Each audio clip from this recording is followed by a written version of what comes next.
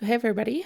When we started this podcast, gosh, like 6 or 7 months ago, my mom and I sat here and we decided that what we had just done was really hard and we weren't really sure how to work through it. For those of you that have been with us since the beginning, we thank you.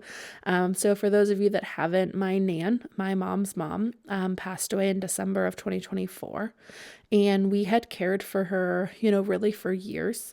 And we were successful in allowing her to age in place and pass away at the facility that she lived at for the last 8 years of her life, which truly became her home.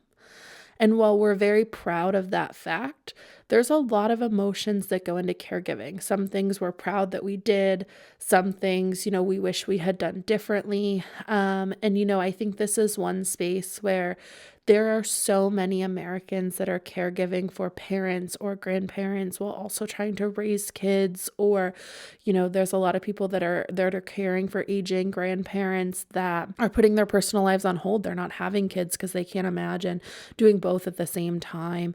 And we live and work in this space every day, and it was still really hard for us. And so while we started this podcast as a place for my mom and I to really talk about our journey and our grief and to kind of bring you along on that journey, we've heard from people that are listening that it's helpful, that they've gotten things out of it, and that's the most that we could have ever hoped for this. For this episode, we decided to talk a little bit about some of the past episodes. So my name's Cortney, and I'm here with my mom, Julie. So my mom is the managing partner of an elder law firm in North Central Pennsylvania, and has been the managing partner of that firm for over 20 years. And before that was a social worker. I'm currently the chief financial officer of that firm. And we both work with attorneys across this country to coach them to provide services for people that are aging in their own communities.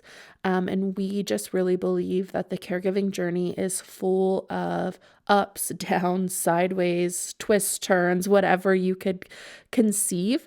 And that by shedding light on this conversation and letting you know that whatever you're feeling is valid.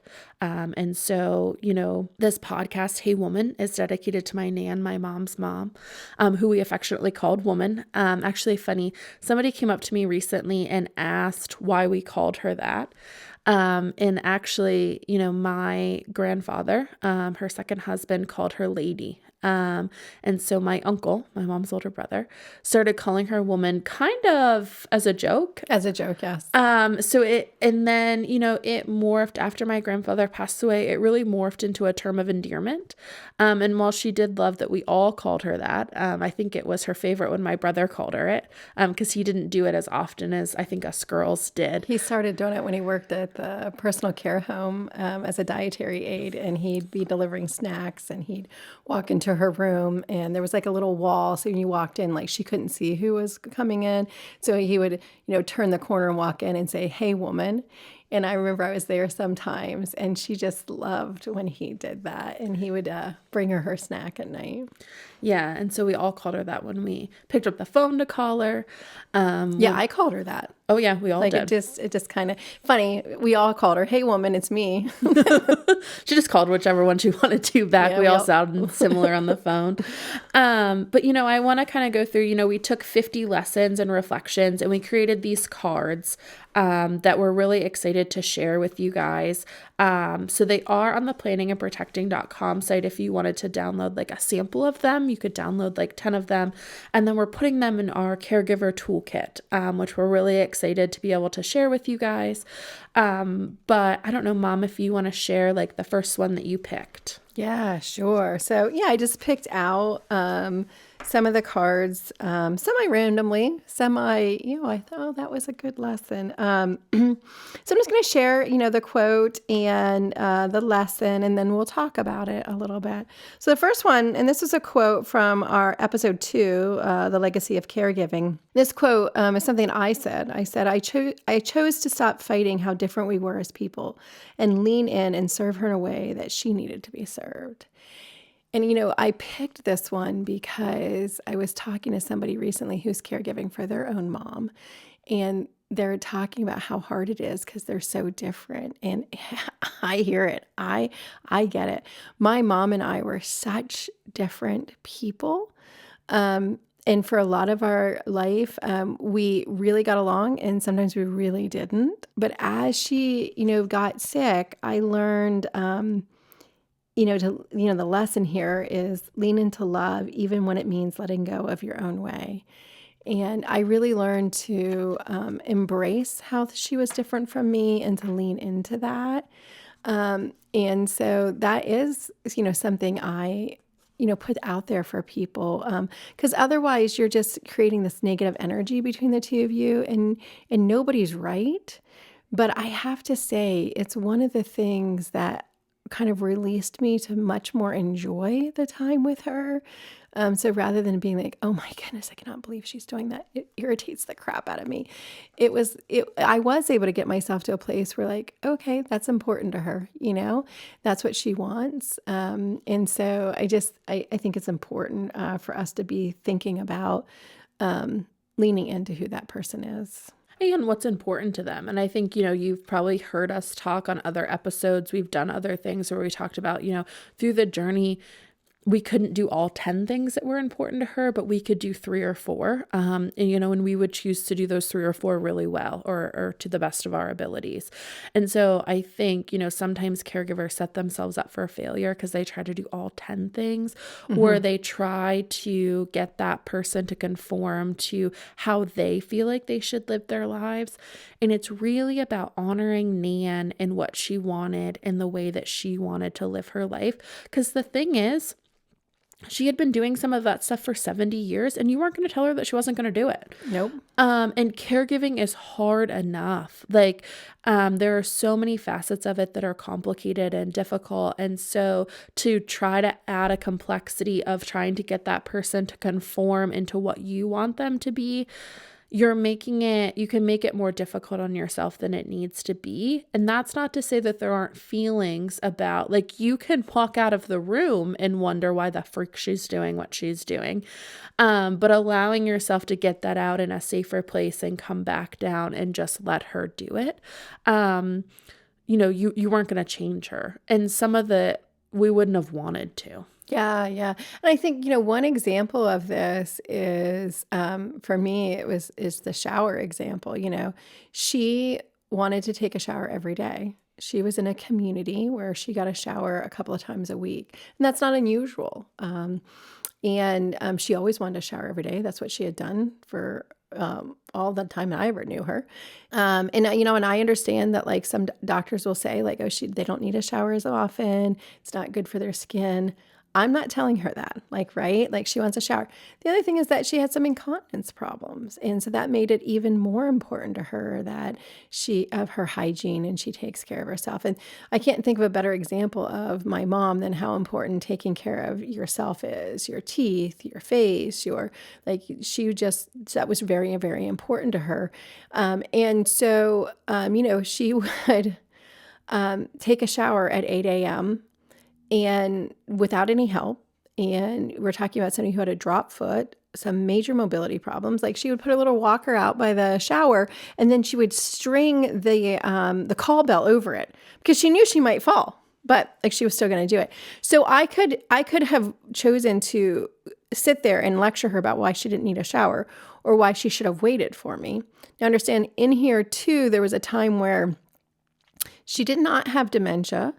But because of her lung issue, she didn't always get enough oxygen. So she could get slightly confused. It was kind of temporary, but she didn't maybe have the ability to get herself to stop. So I don't know, was it stubbornness? Was it that? But the point is here's where I leaned into I started doing it. I was like, okay, I can go to work a little bit later. I'm going to go over there. Well, then, the weekends I was out of town. So then I thought, you know what? I'll hire a caregiver. And again, I know not everybody might be in the situation, but you are in a situation where if there's something like this, you can reach out to other family, friends, those types of things. But in that circumstance, I hired a caregiver and she got a shower every day. And I have to tell you, she loved that. So rather than me having an argument with her about how it wasn't safe to do what she wanted to do, I made an ability for her to be able to do that. And, it kind of ties into court. We had, Eloy on here. We went to the Dementia Village in the Netherlands. It ties into that whole mentality of, there's no life without risk. And, I did it in the safest manner possible for her. But she had to keep living her life. Like telling her just to sit there and not get a shower just wasn't going to do it for her. Well, I mean, she draped the call bell over her walker. She knew it wasn't safe. So Right. you could have kept saying that until you were blue in the face. She wasn't going to stop doing it. It's funny. I am, when we're recording this podcast, we're in North Central Pennsylvania, which is where I grew up. We're actually at a podcast studio that's like 400 feet from your office. And, That we just now found. that we did. And so, it's funny. I'm going to drive back to Boston on Monday and I'm going to get up really early and do it. And my sister is going to basically roll out of bed and get into the car. I'm probably going to take a shower. And it's funny. Some of that comes from her and you're sitting here just thinking about it. I can't start my day until I take my shower. Like I will be uncomfortable driving the 7 hours back to Boston or whatever it is without taking a shower in the morning. So I'm going to get up at 5 a.m. and I'm going to take a shower and then I'm going to drive because my day doesn't start until I take a shower. Yep. It's funny. It doesn't matter if I get up at 3 a.m. to leave to go to an airport. I take a shower before I go. Yep. And again, we're not on here saying that you need to do that. We're just saying our idiosyncrasy is consistent with hers, which is like, yeah, you feel like you haven't done anything during the day if you haven't taken your shower.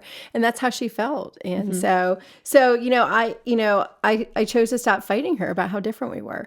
And we could talk about all kinds of things about how things need to be organized, how like she was so much more particular about things than I was. I'm a much more conceptual person. But, I just stopped and thought, okay, these 3 things are important. We're going to do those things. And I'm not going to, interact with her in a way that's negative because it's not helpful to her or me. Exactly. Yeah. So the next one, and this is also from episode 2. I seem to pick quite a few from that. It must have been a good episode. Must have been. If you haven't listened, maybe you should go back. The legacy of caregiving. And it talks about you're making the best decision you can with the information you had at the time. And it's funny. This is something my husband would always say to me. I'm always a type of person that after some event or something's happening, I play in my mind the 4 things I should have done better or different. And I kind of beat myself up about those things. And my husband always comes back and says, like, you made the best decision you could at the time with the information that you had. The lesson is you're doing your best with what you know, and that is enough. And I think, in caregiving, there are always going to be moments where you sit down and think about, I should have done this differently. I think also, when you make the switch from caregiving to walking the grief journey, I think it's a natural part of grief to go back and rethink about all the decisions that you made and could you have made them different. The thing is that now you know how it ends. And so, of course, you would have gone back and made those decisions differently. But at the time, you didn't know that was the last thing or this was the final or, how things would play out. And so you made the best decision at the time that you could with the information that you had, and beating yourself up over it with now having different information or all of the information. Maybe it would have changed the decision, but we don't actually know that it would have because you can never go back. You'll never have that same set of facts. You'll never be in that situation again. And sometimes in caregiving, you have to make decisions so quickly. So we've talked in other episodes about having plans and information, and that's all great, but sometimes things just don't go according to the plans that you have. And so you just have to make your decision and know that as long as you're doing it with the person that you're caring for with their best interests, it was the right decision. Yeah. And I think so much of it too is that there's always competing interests. So when you're looking back and you're like, oh, I should have done that, you forget about all the other things that competed for your time. Right. One of the things that I get upset at myself about is like, I think, why didn't I bring her over to my house more often? Because she loved, and we did bring her over. And she loved sitting on the couch, and like Fluffy the dog would sit right beside her. And in the winter, like your dad would make a fire, and she loved that. And I think, why didn't I do that more? Like I did it some, but I thought, why didn't I do it every weekend? Or, but then I think to myself, well, of course I couldn't. Like, one, I wasn't home every weekend. Two, there's competing interests. Like, I had my own house to keep up. I had you kids that I was raising. I have a job. Like, and so, and, sometimes I just needed to sit on the couch and not worry about anything. And so that's an example of, do I beat myself up about it? Sometimes I do. But I have to come back and say, I made the best decision I could at that time. And when you look backwards, you don't often remember all those competing interests. I'm sure there was really good reasons for the decisions I made, and what I was able to do with her or not. And, you even talked about on the other episode about, missing her last Thanksgiving. Mm-hmm. But again, there's a competing interest there because I was having surgery right after, like December 4th or 5th. And so you were coming home for that. And you do live in Boston and you have a life there and friends and, always being away is not helpful. Right. So next, caregiving is hard. Raising kids is hard. Being married is hard. Life can be hard sometimes, but you're not alone. And again, I think that's the whole point of this podcast is we want everybody who's listening to hear that you're not alone. You're not alone in the hard moments. Support is always within reach. And whether that's listening to one of these podcast episodes or reaching out and asking for help. One of the things that happened after she passed away was, I found out recently it wasn't so much, I thought it was because of the time period. So we decided to have her funeral between Christmas and New Year's. If you're listening, don't do that. Nobody's open. Nobody has any food. Nobody has any flowers. Like, just so you know, don't make that decision. Right. Although I was talking to a client of mine this week and they were talking about how hard it was to get a venue anyways. And so, so many people reach out to you and say, let me know what I can do. And, we never do anything with those because they haven't specifically said like what they could do or what they're willing to do. And you're hesitant and, like, oh, I can do it myself. But we really are in a situation that we couldn't do it ourselves because all of a sudden we're now, I'm post-surgery. She's passed away. We're all exhausted. We're in the middle between Christmas and New Year's. And now we have to put on the funeral meal ourselves. And so, I reached out to a few people who reached out to me and I basically said like, I hope you were serious when you offered, because, this is what I'm going to need. I also would say to you, I didn't respond to everybody because I knew some people actually couldn't be relied on. And I also reached out to people who didn't reach out to me because I knew that they were the people who could get it done. And so well, I guess maybe I reached out to people who made good soup. I wanted to make sure the soup was good. So I think there are people on our journey that would be helpful to us, but we have to ask for help. Sometimes too, I think we can get frustrated when people say like, let me know if I can do anything. And it is a hard text to get because it puts the onus back on the caregiver to say like, now I have to ask for something specifically. I have to figure out what I need. Right. Which could be hard. It can be hard. And I think if you're somebody that's sending that text that says, let me know what I need, that can be complicated. I think, giving somebody choices might be more helpful, but I think it's just a hard thing. And I think we have to kind of take a step back and say it comes from good intentions kind of all the way around. So one, let me know if there's anything you need. They're trying not to step on your toes. They don't know what you've already asked people to do. So like, just because it's all in your head about everything doesn't mean that like it's been put out there. So, but if you're not actually willing to help, don't tell people that you will, because sometimes we'll call you up. But sometimes giving people like 2 or 3 choices of things that you're willing to do can be helpful, because I might not be able to think through the whole thing right there, but I could make a choice between 2 things and then that just kind of comes off the list. But also like if so if we're back in the caregiving journey, like sometimes a surprise is nice, like sending food or different things like that. like, we're recording this around the holiday time and there's lots of extra food, but, if you know that somebody's going out of town or something like that, just sending food or letting them know that like you can be helpful. Giving people options is sometimes better than just leaving it open-ended. And if you leave it open-ended and they don't take you up on it, it's not always because they didn't want to, but the thought of asking for something feels so overwhelming because they have to figure out what they need. Yeah. And so definitely kind of going both ways. So if you're offering to help, you're exactly right, Court, like giving options of, hey, I could do this, this, or this for you. And then having the caregiver come back and say, oh, yeah, that would be helpful.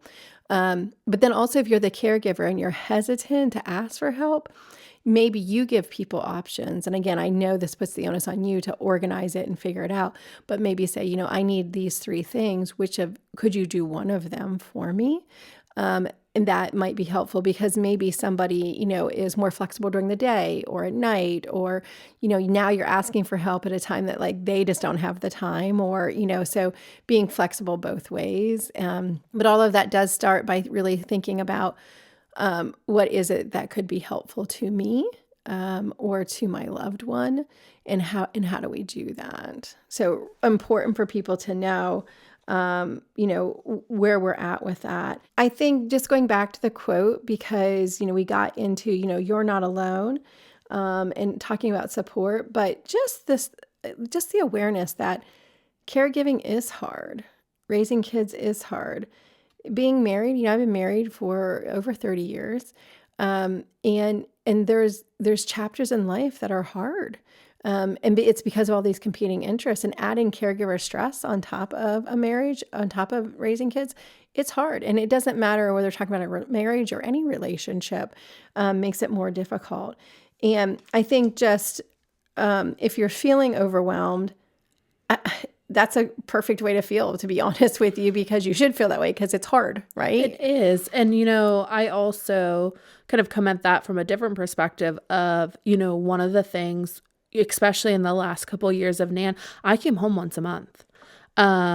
Almost religiously came home once a month to visit her. That was really important to me.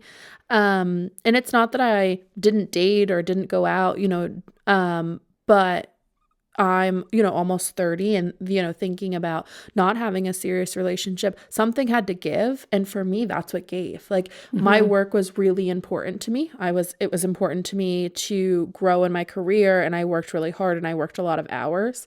It was really important to me to show up for my siblings as they were going through high school and college and now law school. And it was really important to me to get home once a month to see Nan, and you can't do it all. And I'm not saying that the decision that I made was right. There's consequences of that decision as where we are now in my life. I hate to use the word consequences because I'm not upset about where I am. Right. I'm really not. I wouldn't have changed any of those decisions. I made the decisions that were important to me. But there's a reality of what those decisions maybe costed different people. And so if you're sitting here saying like, I don't know that I can like work really hard and care and do this and do that, and You probably can't. you probably can't. And so you have to figure out like what's one thing that you're willing to give on.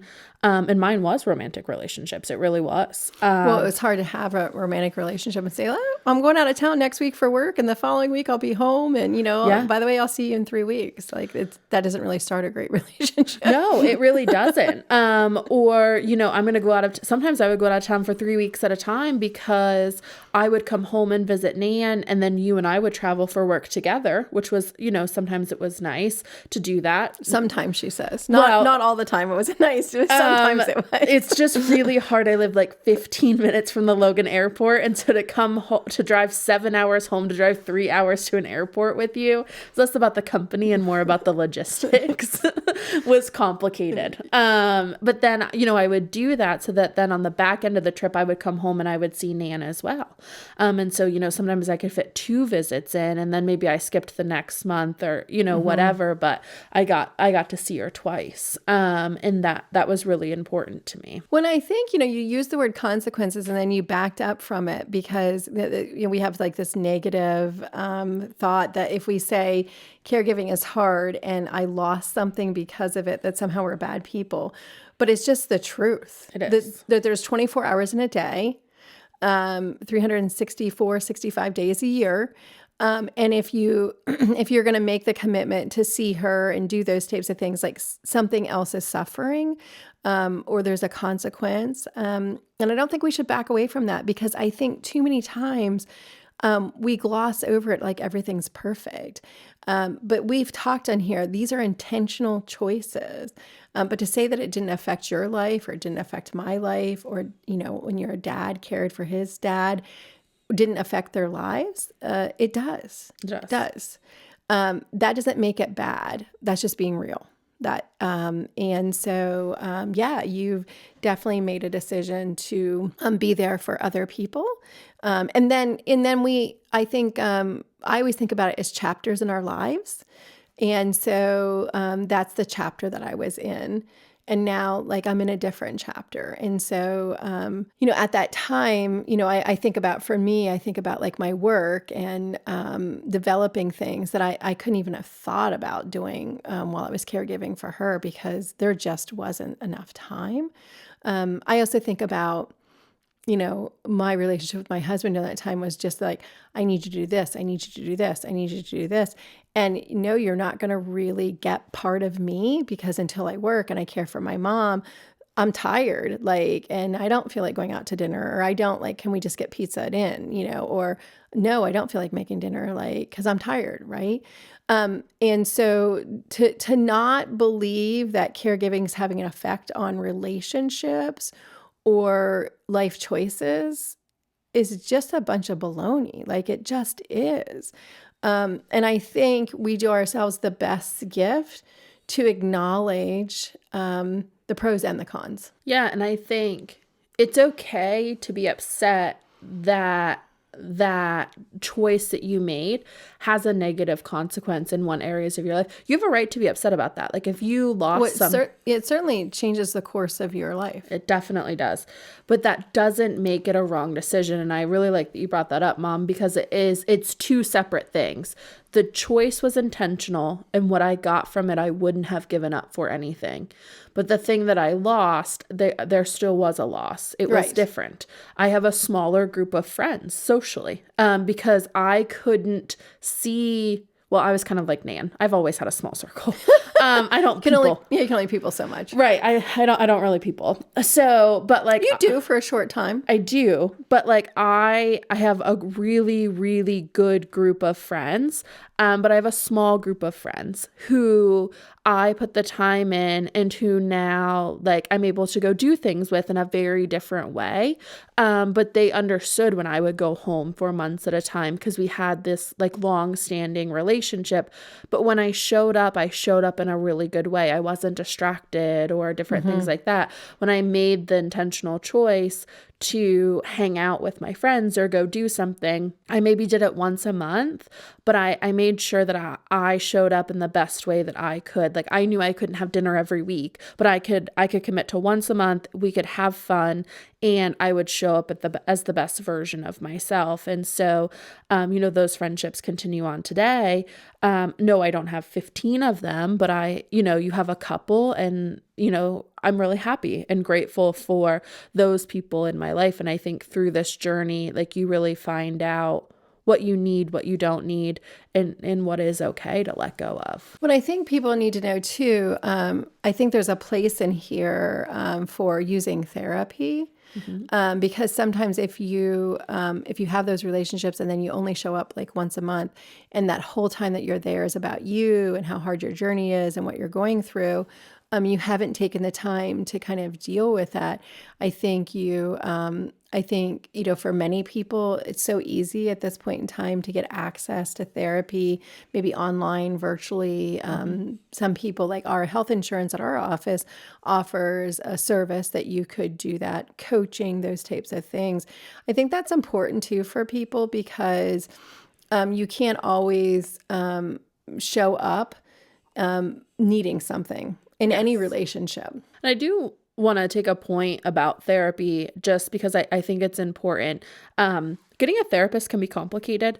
And it's something that when I was home during COVID, I had a therapist. So when I moved back to Massachusetts, I had to get a new one just because they don't cross state lines. So during COVID, they had issued different things that they could practice across state lines, but I have to be located in Massachusetts to talk to my therapist, because she's licensed in Massachusetts. Oddly enough, she lives like in Arizona or New Mexico or something like that. But she somehow is licensed in Massachusetts. Anyway, this is probably like my third or fourth like person that I've tried. That's really okay. And that's where using a service like some of the big names and like online therapies, like I'm sure you hear like their ads and different things like that are nice because you have the ability to kind of like, they have like summaries and you can read about it and you can kind of like add and drop like really easily because you're not going through different offices. So it's all the same insurance.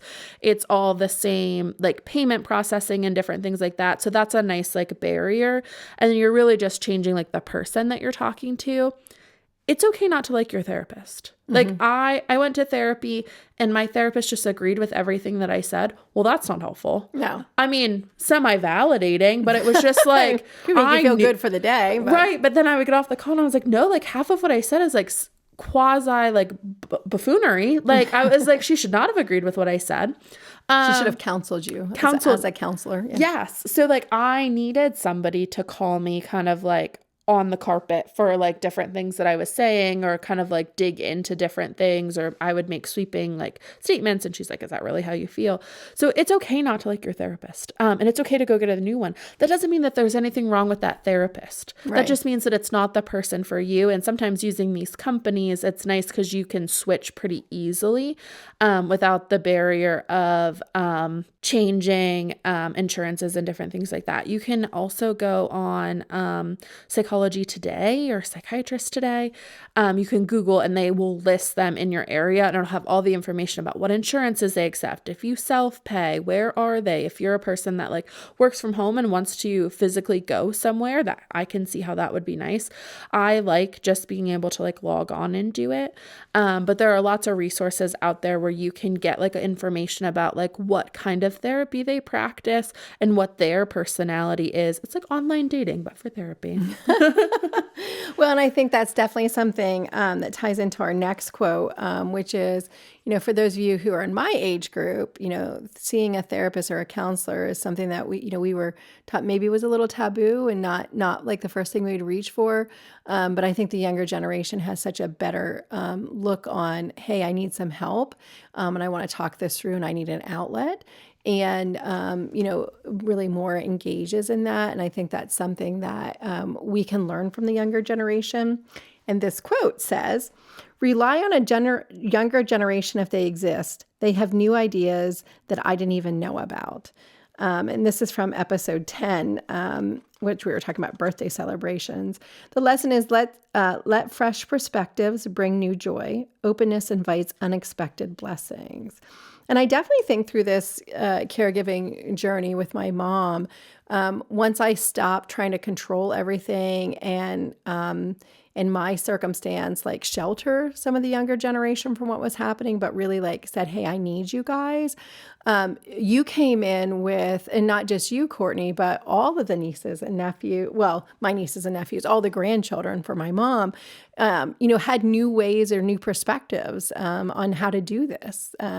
We talked earlier about, you putting, going shopping and putting it up on her TV screen. Not something I would have naturally thought about, but I think that you guys as a younger generation just brought new ideas that were really, really helpful.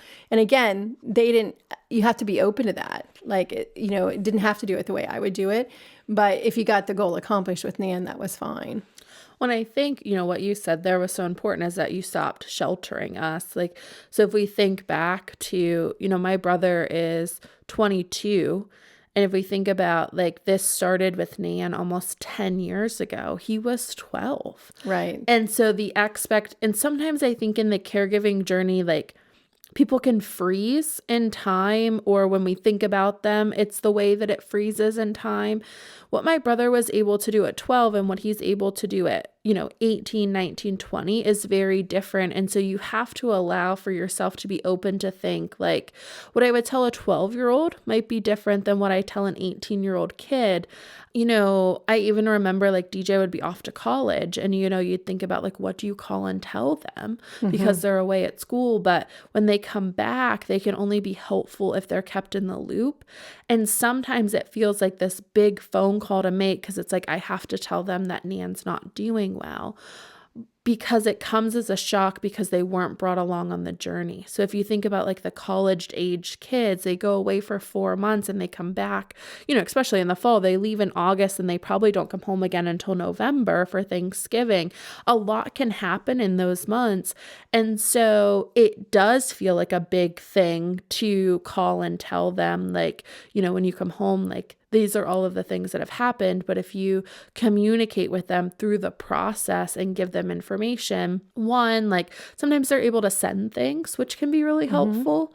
But also or call. They're able to call more often, check in. They're able to be there in kind of a different way.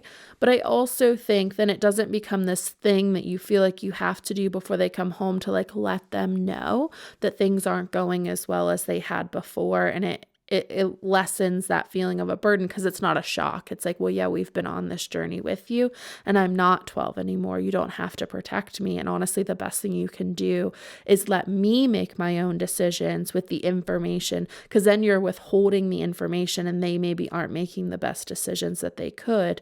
DJ was a kid that he got a fall break. And, when he knew that Nan was sick, he tended to opt to come home during that fall break to see her, to see his friends. Like, I'm not saying he had to spend that whole week with her.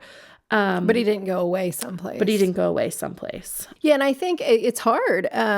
So, as the older generation, it's hard to like let go and not shelter. But through this, I think I've learned to communicate more. And I don't regret the times that like I called on you guys or said I needed your help. And that even goes not just with Mom, but even with your Pap Steinbacher, the times that even when you guys were younger and you would sit with him and, while Graham would go out or, sit and do homework while he was there, because that allowed you to really know what's going on in a way that you weren't as surprised by it, and allowed you to kind of grieve as you went and to figure out. And when you look back, you were a part of their lives. I find a lot of times people shelter their kids completely. And, one, we're kind of coming at it, hey, they could be helpful to you, so don't. But also, I think your point's really valid, which is it's also helpful for those kids so that or young people, so that they can make the decisions that they want to do with their time. Because otherwise you're kind of making those decisions for them. And I learned after my stepdad passed away, sheltering is not what's going to be helpful in the long term, even though, I did it with good intentions. So, well, and they still might decide to go away. So just because we would have decided to come home, you could tell somebody in a younger generation, like, hey, like, this person is age, like, this is where we're at, like, here's all the information. They still might decide to go away for spring break, and that's okay. But it was their decision with their information. And, like we talked about earlier, you made the best decision with the information you had. It was their decision. And that feels very different than you withheld information from me and I decided to go. People should make whatever decisions work for their life. I'm not saying you shouldn't go on spring break if you're in college. Because honestly, Nan would have wanted us to go out and have fun and do things like that would have been important to her. But maybe she would have been happy with just a phone call to talk about that. Yes. And so showing up can look so different. Like it could just be a phone call in the airport on the way home from spring break that tells her about what I did that week, and she would be so excited about it. Yeah. And when we talk about communication too, that's even someplace that you can reach out for help, to have somebody else help communicate with everybody, because it is exhausting being the main caregiver. And then like Mom was in the hospital, and then like you have to make 5 phone calls afterwards. Now texting has really made that better than what it was before. But it's hard to text all of the information it's not like having a conversation, but maybe again, that's my generation. So next, you're not alone. There are programs and help out there, but you have to advocate. This is from episode 3 where we talked about palliative and hospice care. And I think people just need to know, and that's part of the reason that this podcast exists, is to let people know that they're not alone. And if you get on the Planning and Protecting, so it's planningandprotecting.com, that website, there's information there. And the whole point of that information is to help you understand what types of information you're going to need so you can start finding it. But then also what help is there out there. So the whole point of this, because you have to advocate. You have to advocate for good care. You have to advocate for yourself and getting help in the caregiving journey. And so it's really important. The lesson is advocacy is an act of love. You're not alone in this journey. And I know, Court, you've done a lot of the work on getting some of those tools on that Planning and Protecting website. And again, there's links to attorneys that you can reach out to. But we really, really do want you to think you're not alone. And we hope that this podcast has given you just an ability to listen and understand that it's hard and that's okay. Yeah, and so we urge people to, continue to listen to the episodes, to download the resources, to follow along with us on social media and different things like that. And so we just really hope that we're providing good information that can allow you to maybe make the caregiving journey easier in some aspects, or at least understand what could lie ahead. And the final quote, think of this podcast, Hey Woman, as a phone call to talk to somebody who's been there and has been through it. And the reason I wanted to share this is because I love the lesson. Connection heals. Reach out. You are heard and understood. And I hope people feel that having a connection to this podcast, to our journey, really does heal. And there are wounds that need to be healed. There are scars in all of this. We understand what you're going through because we've walked that path. And we hope that you feel like you've been heard. And we just want you to continue to connect with us on your journey. So connect with us on Instagram, on TikTok, at the Hey Woman podcast on Facebook. If you go to the planningandprotecting.com site and you liked the quotes and the lessons, there'll be a download where you can download just a couple of them. We have a box of 50 lessons and reflections that we include in the Caregiver Toolkit if that's something that you're interested in. But if you're like, you know what? A couple of them would just be great in a free download. Go ahead and do that as well. And we want to thank you for listening as we kind of close up our first year, and we're excited for 2026. We're going to have some phenomenal guests and different things like that. And, always the goal is to honor my Nan, the person that we're doing this podcast for, and to help people let them know that they're not alone and just continue to share pieces of our journey.